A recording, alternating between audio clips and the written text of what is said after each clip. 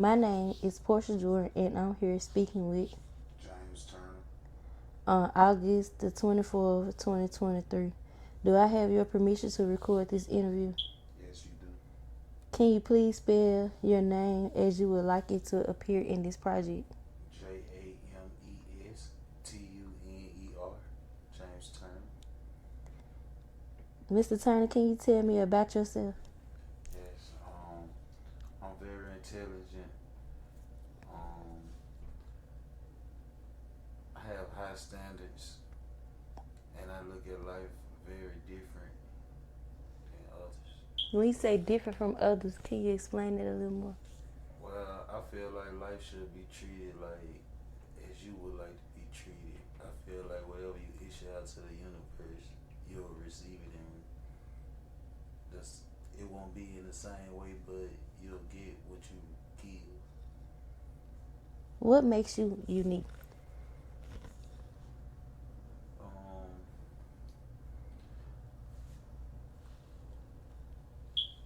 what makes me unique is my personality because I'm full of laughter and joy. Can you tell me something that you could think of that makes you laugh a lot or something that makes you joyful? The great old times with my grandmother, especially the times where we used to have little picnics and do a lot of things. Have grandmother grandchildren time. Was it certain days y'all had picnic or was it just something? It was like a weekend thing because she had to work a lot to make sure we had food on the table. If you don't mind me asking, how old are you? I am 30. Tell me about the time where you grew up. Well, I grew up in the neighborhood right here off Bailey Avenue. Um, we all used to ride bikes a lot,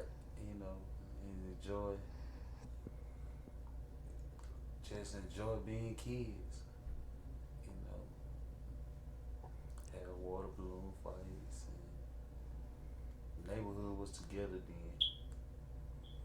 When you say together, then was it just you and family or you and friends and family? The community came together as a whole. If one person have an event, everybody pitch in, everybody kids play, enjoy. Who raised you and can you describe how they raised you? Well, my grandparents raised me.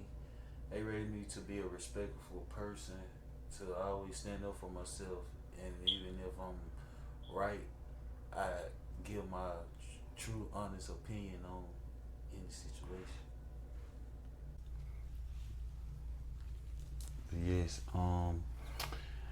Yeah. They told me to stand up for myself and always be truthful when I speak and be strong as a person.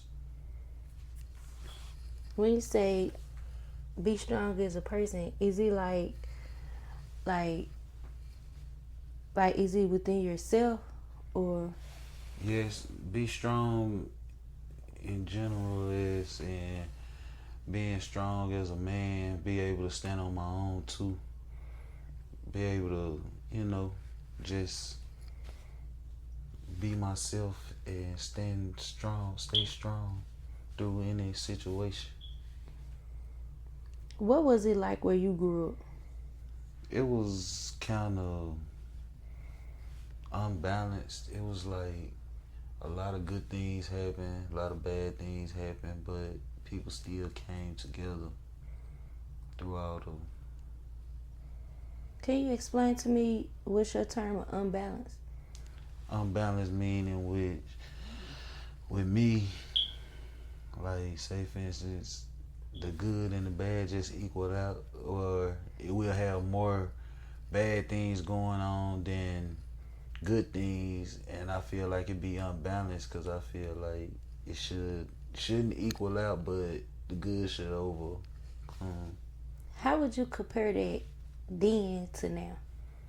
Well, now it's way off balance because it's way more crime going on in the city and throughout the neighborhoods. And I feel like it was kind of safer back then than it is now because now it's a lot going on. Can you tell me the story of the day you moved out on your own? The day I moved out on my own, it was kind of spooky, but it was kind of made me feel good because I felt like I was becoming a man. When you say becoming a man, is that in like an adult or? Yes, I felt like I was taking a big step of being an adult, entering adulthood. Mr. Turner, can you describe a typical day from your childhood? Typical day would be me getting up, playing with my brothers. We going out riding bikes, riding through the neighborhoods, seeing what our friends doing. When you say with your brothers, was it just you and your brothers, or you and friends, or siblings, or? It was me, siblings. We'll get on our bikes, go find our friends. We didn't have phones then. We just get on our bikes. Wherever we see bikes at, that will have we know where everybody at. Can you tell me some memories or a story from your childhood that stand out the most from any other? Yes. One day we went to the grocery store and thought I wasn't gonna get anything, and my grandma looked at me and said, "Boy, go get whatever you want." And I asked her, "Was it a certain price?" She told me, "No, just get what you want. I know you want some." Why do you think this story stand out the most? Because it stands out the most because now I see that being a parent, they had a feeling and can feel your emotions through your eyes and your body language, and they really understand you. Can you tell me about your experience of becoming a parent? It was kind of shaky, but it was kind of exciting too. Like I was like excited, like wow, like I can't believe this is happening. Could you explain a little more about your emotions on that day? On that day, I I I was I was so excited to the point where I made myself nervous because my mind started questioning me like, how is you gonna do this? How is you gonna do that? Is this gonna be hard? But everything fell through completely. How many children do you have? 6. If you're raising children now, describe a typical day what it looks like with you and your children. Well, a typical day would be picking them up from school, well, after school, going to the grocery store, coming home, letting them take a bath and cook. We watch movies. Was this like a everyday thing or every other day thing? Yes, it's an everyday thing. How do you describe your role as a parent? I feel like my role as a parent plays a big part in the kids' life because they watch and mimic everything you do. They in their eyes, you are their role model. You are their hero, and I feel like you have to set great examples and carry yourself better than what you have done before you had those kids. If you don't mind, can you explain a little bit more about some important examples you think there is? Some important examples. Well, for one, is watching what you say and watching what you do around kids because they pick up habits quick. Like they learning, they growing up, they in a learning stage. So whatever they see, that's what they feel like is right. Who is your support system as you raise your children? Me and my wife.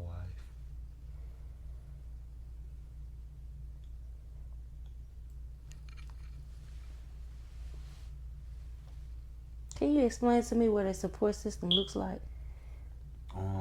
Someone is being a example. Like if you stuck in a situation that you wouldn't have understanding about, they would get their opinion on the situation, and it might be something that you really needed to get you where you need to be with your kids.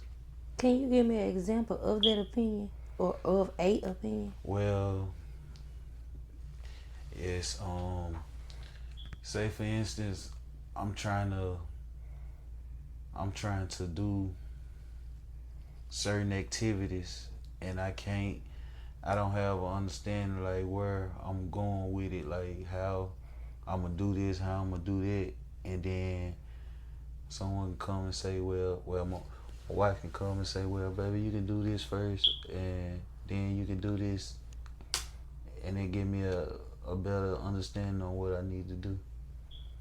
How do you compare the way you was raised with the way kids are raised today? Well, when I was coming up, I had a lot more freedom because it was not much going on, but it was things going on. But now it's so much to the point where you gotta be kind of overprotective and keep your eyes on the kids at all times. Can you explain to me about a little more about the way that you raised them? Well, I try to teach them how to be respectful to anyone, no matter, especially adults, no matter if they're being mean to them or not. I feel like they should show respect at all times. Respect takes you a long way in life. You give respect, people will respect you back, and I feel like they should be more. How do I want to put this? I feel like they should have a lot of your time, especially as young kids. Do you have any stories that come to mind that show these similarities or difference? Mm, yes, like where I stay now, it wouldn't matter what time it would be, I could still be out playing. But nowadays, you can't let your kids play unattended because it's so much going on, trafficking, all that. And back then, we could just go out and play. I mean, it was still going on, but it wasn't as bad as it is now. So do you think things were gooder back then or gooder now? I think it was better back then because you had the police officers that was really into their job and not just chasing a check. You had it's like it was real people with that cared more about others than just themselves. Can you paint a picture of the neighborhood you lived in? Neighborhood I grew up in,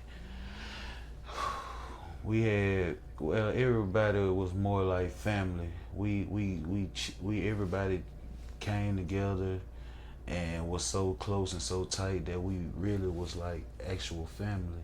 Like we had no blood ties, but everybody just was there. Like your friend, my mama friend, I might call her my auntie or my cousin, and that's just how the bonds was back then. Was it for like the people just on the street or was it for It like was the people in the neighborhood? it was like the whole neighborhood because back then, if you were disrespectful or being hard headed and wasn't listening, any grown person can whoop you without anything being said. But like now today, if a person whoop someone else's child, it'd lead to a lot of drama. How do you feel about your neighborhood? Well, I feel like my neighborhood can be better if everybody just come back together like they were, if everybody just take the little chip off their shoulder and be adults and talk their differences out and, you know, let children play with the children and enjoy life. How do you think the neighborhood you live in affects your ability to raise your children in Um, this community? in this community, I feel like it'll be better if the crime rate go down. If if people just have understanding and try to push out differences and come as one again.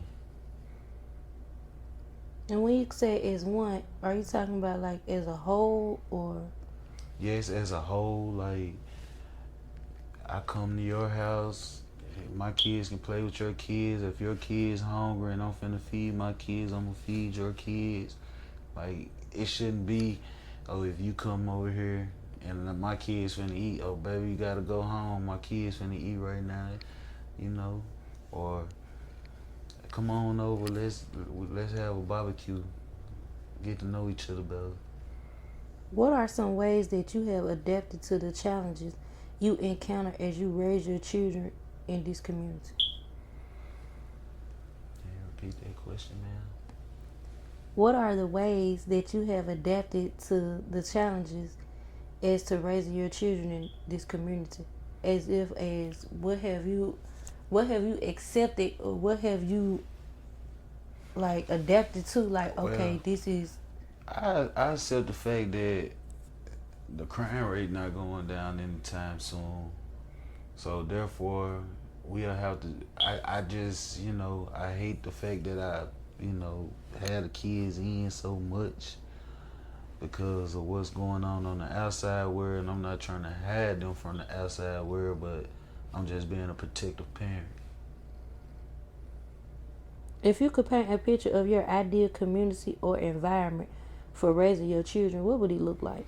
It would be a fun place, a fun, safe place for kids that don't have after school programs to go to. We can have read sessions and little Bible study classes. Get them something to do. Like when I was growing up, we had the teen center, the YMCA. These kids don't have any of that these days. What are your hopes for the children in your community? My hopes are they pick and choose to be better people than the people they're around. I feel like they should chase their dream and be who they want to be, not what they see. Is there anything you like to add to this that I didn't ask you about? No, ma'am. How do you predict that parents will be raising children in the generations to come? I think it'll be a little worse than how it is now. On the simple fact, a lot of parents are young and they still trying to figure out stuff for themselves. And I feel like the only way we'll overcome it'll be better if everybody just put their differences to the side. What new obstacles will they face and what new opportunities will they have? Mm, Obstacles they'll be facing will be it will be